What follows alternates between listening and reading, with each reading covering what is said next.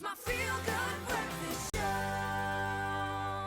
Welcome to your feel-good breakfast show. If you've just woken up, then perhaps you should go back to bed. But I mean in a good way, because we have to explain to you a little bit more about sleep. So some say that sleep is the elixir of life, one of the key ingredients to staying youthful and on top of your game. But, you know, unfortunately, some of us need help in that department. Let's just say those who wake up at 4 a.m. in the morning for breakfast TV shows, perhaps. Who could that be? I mean, I have no idea, but, you know, perhaps changing your sleep position could actually be the answer. Maybe it is. So we've got an esteemed guest in the building, the doctor of the hour. Kevin Linton is here to answer all your questions and more. So if you're in pain right now, come through, we got you. Exactly. Let's have a snore fest, but in a good way. Doctor, Yes. it's great to have you. Thank you. Thanks for having How you doing? Very good. How's your back? Good? Absolutely. And you had a good sleep? fantastic. Yeah. Oh, slept like a baby. Nice. Okay, these are very good things. You know what you just did now? Those are credibility questions. Yes, Well done, you he's passed. legit. He's legit. Checks out. But doctor, I think people, they look at sleep as, in a busy lifestyle, it feels like people are, you know, you're wasting time. You've got to be up and ready to go and hustling. But sleep has with it such great power. How does sleep affect your health span or lifespan in that matter? Well, I prefer your health span idea. Right. It's really about how well we live, not so much about how long we live. So health span is better than lifespan. Love it. But absolutely, sleep is one of those critical factors that actually will impact your biochemistry. In fact, more specifically, your brain chemistry. And that's where sleep is the key factor. Yeah. So it produces during your sleep phases, and that's an important factor. You've got to have the right phases of sleep. It's not just about the quantity of sleep that you have, it's the quality. And during that quality sleep, we have REM sleep, and we have different phases that allow our bodies to do a number of things, especially brain-related. And that's where one of the key factors is producing a substance called dopamine. Dopamine is a neurotransmitter produced in the brain, and that's what keeps us motivated and keeps us seeking pleasure. When you have low levels of dopamine, you simply cannot function at your optimum. Yeah. There's no motivation, there's no drive, and the more you go into that spiral, that downward spiral, that is going to then have a knock-on effect to multiple systems, from your gut to your digestive system, to all sorts of other areas of your function, your hormonal systems and endocrine systems. So yes, that will then affect how well you live.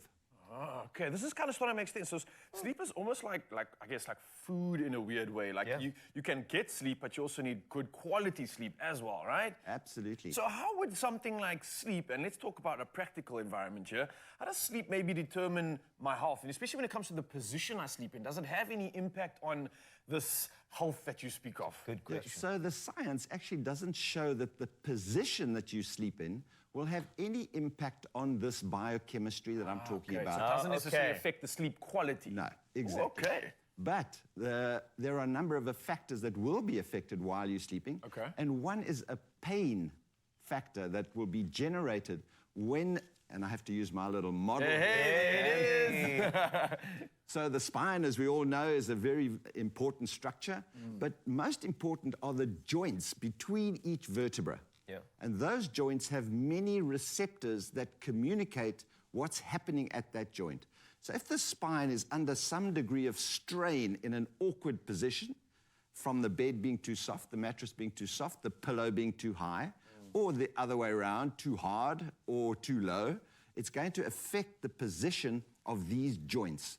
The joints are then going to send a message to the muscles that say, I'm feeling a little strained here, help me, protect me. So the muscles tighten, you wake up feeling like you're in an absolute knot. So it's not so much that the muscles felt the effect, it's the joint communicated to the muscles, and the muscles then responded. So this is why all my friends in my late 30s now are talking about going to bed and waking up in pain. How does this happen? There you go. This is what's happening. Okay, it all makes sense. Can we look at a practical scenario? Yes. If let's just say, Raul, you were to be on the bed. Like, Doc, I'm actually on a journey to like maximize sleep. Why not? I believe all athletes are tapping into this. I want to get my optimal sleep on, so show me the do's and don'ts, maybe, if you could. So important, number one, that you have a good mattress that is firm enough for you, and that's very dependent on your weight and your size, etc. So if you're actually now going to go off to sleep, we want to get rid Also, of these. if your lady has like 5 million pillows in the bed, Normally, like I'm going to it ask the starts doctor how here. we can avoid that in the future. But let's start here. Okay, so move all the big pillows out the way.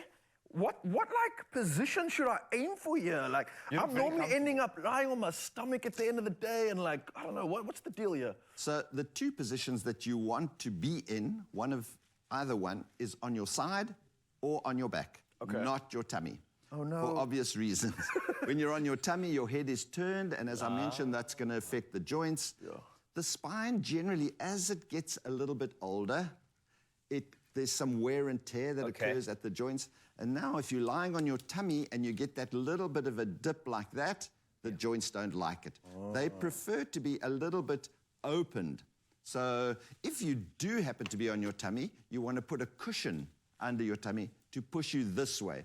Not too much, but just to open the joints rather than to go the other way. This is just fodder for me. Like, I'm going to try this Yeah, a couple of times in different... Because at the moment, if you look at Raul, I look at there's something happening at the top there. yeah. So how do we make sure that his neck is neutral in order for him to sleep? Just to go quickly back to my spine, we have 4 curves in the spine. When you're looking front, this is the front and this is the back. Okay. You've got a forward curve where your neck is. Forwards this way. Yeah. A backward curve where your thoracic, your shoulder blades are. All right. A forward curve in the lower back and a backward curve here. It's very important that when you are lying, those curves are maintained.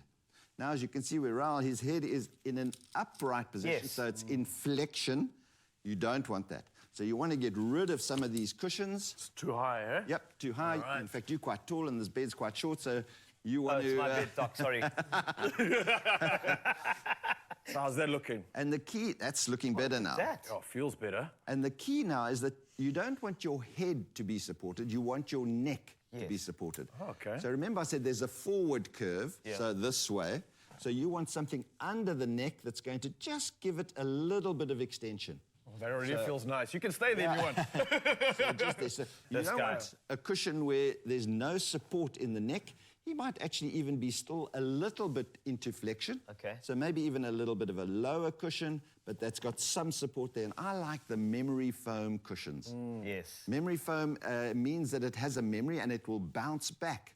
As you move in the evening and the night, which is obviously what we do, that foam, that position will be retained.